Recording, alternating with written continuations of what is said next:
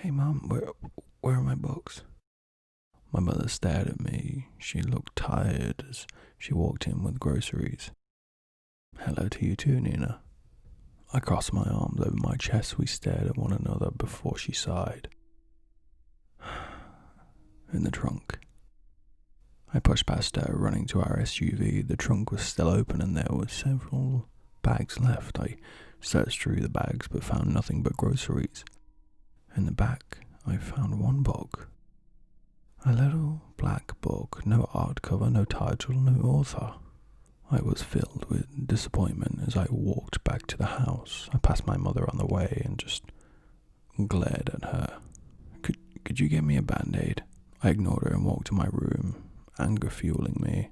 I wanted to scream. I slammed the door. I jumped on my bed, dropped the book beside me. She always bought me a couple of books. Why was it only one this time? I sighed in frustration, but brought my attention back to the little black book. I flipped through the pages, and it seemed like a horror. I skimmed through some more, and I saw a picture of a snake woman. Looked kind of like Medusa, but she didn't have snake hair. I flipped through some more, and I saw a picture of a monstrous-looking werewolf. Most of the pictures were some sort of monster. I skipped forward and found one page stuck to another.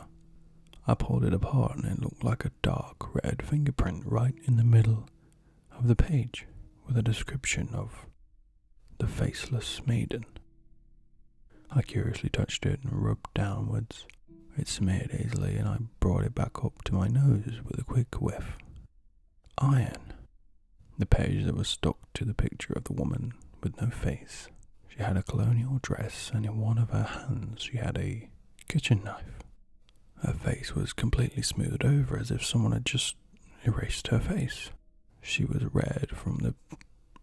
Ugh. I shook my head as a chill ran up my spine. At dinner, Mom had been talking about something, but I tuned most of it out until she said, I can't keep buying you those books, okay? It's just... I don't ask for much. Can't you just do it for me? I asked angrily. Nina, she started, but I stormed off, leaving my dinner. It was close to 10 when I turned off my lights. I couldn't shake this odd feeling. I decided to get a snack, but as I clicked my lamp on, my gaze was met face to face with a steel kitchen knife. I lifted my gaze and the no-face woman was standing beside my bed. Her head was turned downwards as if she was looking at me. I swallowed, turning, getting ready to bolt towards the door, but I froze. I could see my mother's half-hidden form staring me down with a sinister smile on her face. And that's when I realized it was her fingerprint in the book.